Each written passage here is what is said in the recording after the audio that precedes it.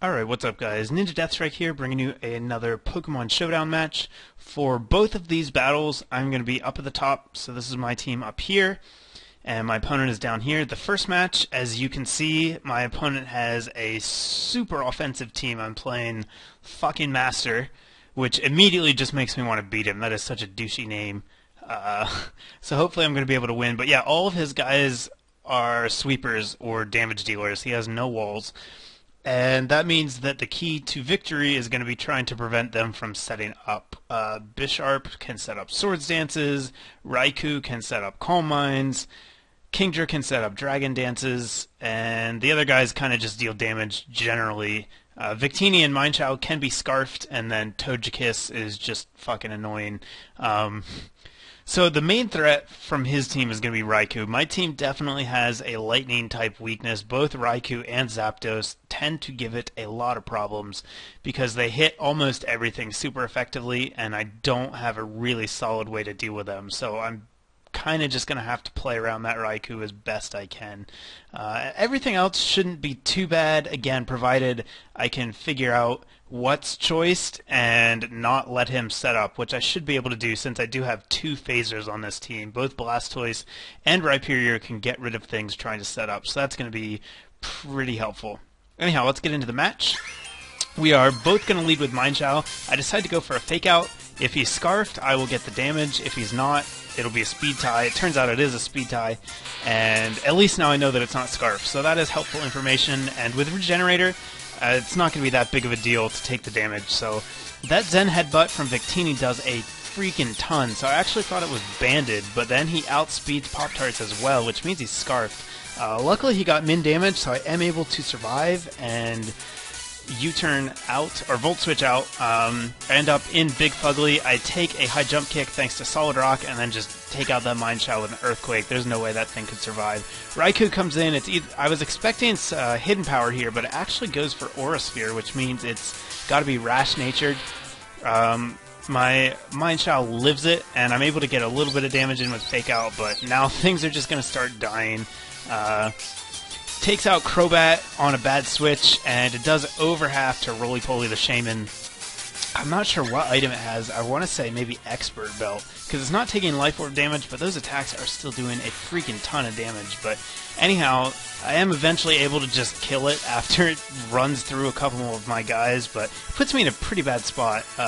Kingdra comes in here. I kind of guessed he was going to want to set up, and I know that I outspeed him, so I stay in and go for a high jump kick as he Dragon Dances, and then go into Biff the Blastoise. Kingdra, not too much of a problem, and he actually goes for the rest, which is good for me because I'm able to roar him out, reset all of his stat boosts, and basically nullify everything he'd done. So Bisharp ends up in. That's fine with me. I'm going to go for a couple Scalds, try and get the burn, and I do get it on the second, as he makes the ballsy decision to try and set up a Swords Dance. So here, I just go for the roar. If he had gone for the Sucker Punch, I would have effectively killed the Bisharp because it would have taken Rock's damage when it came back in. And if he didn't, then I would have resisted or not taken much damage from both of his other moves, which is what happened. Here I'm basically ready to fodder Big Fugly the Rhyperior, but he actually switches out, I guess, Fury of Stone Edge. Maybe he doesn't carry Aura Sphere since Raikou did have it, but in any case, it lets me get off a free attack. Kingdra comes in. Again, I'm ready to fodder Rhyperior, but he tries to set up on me instead, and I am more than happy to Dragon Tail him right the hell out of there. Victini gets sent out. It can't actually touch me, so this Rhyperior that I sent in for Death Fodder like 4 turns ago is just wreaking havoc on his team.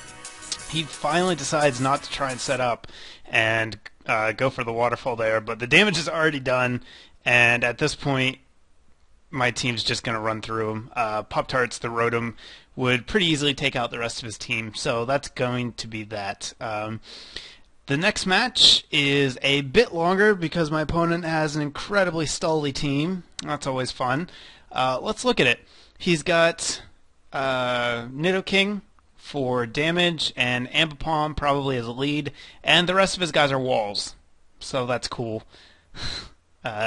Cofagrius, Umbreon, Slowbro, Hitmontop, all really, really bulky, stally guys. All of them, 3 of them are capable of healing. So this is just going to be a battle of attrition. I'm going to have to wear him down. And again, try and prevent status if I can. That's a big deal when facing stall. Trying not to let yourself get crippled by status. Once again, I'm up here at the top using my new team with my favorites. So, yeah, not a whole lot to say here. Let's just get into the match and see what happens. I do predict him to lead with Ambipom. It's pretty obvious, so I'm going to lead with DJ Roomba, the Hitmontop, get that nice Intimidate, and pretty much cripple the Ambipom, because it can't really hurt me. So I just go for Toxic, don't care what comes in. If it's Nidoking, whatever. I was pretty sure it would be something else, so I do get the Toxic on his Hitmontop, which is great. And then I go into Watcher the Xatu here, just because I figured he would do something that I would bounce back, plus I quad resist him. So Watcher was a perfectly safe switch. Gonna go into Swampert real quick to get out my rocks. He does have a spinner, but it's not a huge deal. Maybe I can get some damage before he can spin them away. And I do have a spin blocker.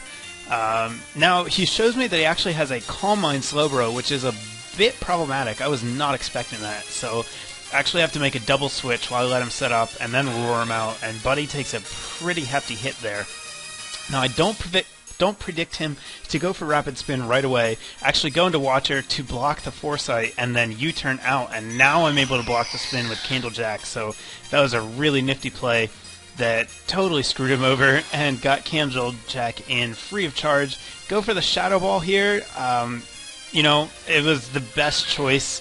If Slowbro had come in on Fire Blast, it wouldn't have taken that much, and Shadow Ball would have hit Slowbro or Koffegrigus pretty hard. But he did go to Umbreon, so whatever. Damage is a little bit of damage. This Umbreon is going to be a giant pain in the butt. It's going to Wish and Toxic and do all sorts of stuff. So that's cool. I go into Whisper here to get the Toxic off of my own Hitmontop as he hits me with a Will-O-The-Wisp. And thanks to Synchronize, I'm able to burn him as well. But then he shows me the rest, which, ugh. Freaking Koffegrigus, it's so stally. It doesn't even do, like, this set he has doesn't even do anything.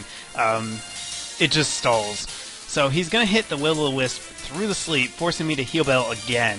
And then he's going to hit it again through the sleep. So at this point, I'm actually wanting to save my Heal Bells, so I decide not to Heal Bell it off again and just set up a Wish instead. And now I decide to just gauge damage. Even though I'm burned, I don't expect it to do a whole lot, but I figured I would see what area I was in, but I actually get intimidated too. So, of course, Hitmontop takes absolutely nothing from that attack. Now we're going to make a double switch. I just have to get Umbreon out of there. He sends in his own, but I have Chandelure and it's Scarfed, so it just obliterates his Umbreon. And that's one wall down, 3 to go. So Hitmontop's in now. I know I can live a Sucker Punch, and I'm willing to take the damage just to kill it. So that's a second wall down thanks to Candlejack. And now Koffegrigus is in.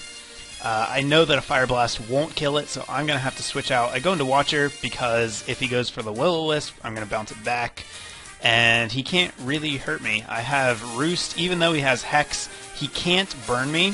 So I will win that Stall War eventually, just because I did give my Xatu Psychic instead of Nightshade, so I can eventually get those special defense drops and win that stall battle, if he wants to go that way.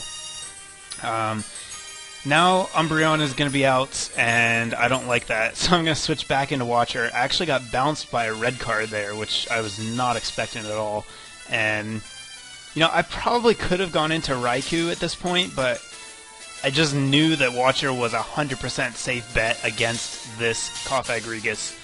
So I really didn't want to get my other things burned and then hexed.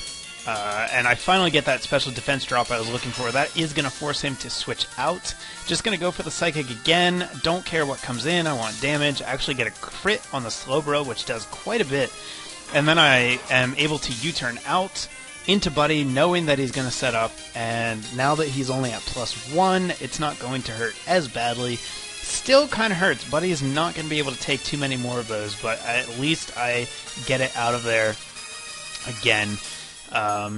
He continued to Sleep Talk Will-O-The-Wisp for the entire match, but he actually misses a couple, so that's nice at least. And then Buddy actually survives that Earth Power, which I was very surprised about. I was actually expecting him to die, but instead he survives, takes out the Nidoking, and here I go for the Grass Knot, predicting him to go into Slowbro, but I guess he didn't do that. So instead I just hit Ambipom for a little bit of damage, and then have to switch out immediately because look who's back, our favorite, Cofagrigus.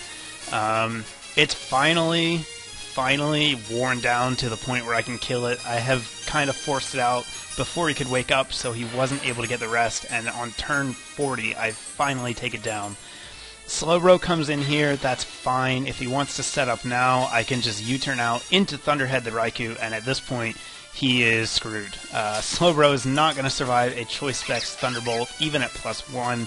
I know I can take a Fake Out, and I actually outspeed this Ambipom, so I'm thinking that means he is Adamant, because I'm fairly certain Ambipom has 115 base speed. Unless Raikou does as well. Again, I don't know how fast anything is. It's kind of an issue, but I'm able to actually pull out a 5-0 in a very long and drawn-out battle. So that is going to do it for this upload. I hope you guys like the matches. Give me a thumbs up if you did. Leave a link. Leave a comment in the oh my god, I'm just going to start over. Give me a thumbs up if you like the video. Leave a comment if you want to do that, and check out the links in the description. There we go. And I will have more coming your way shortly. Thanks for watching, guys.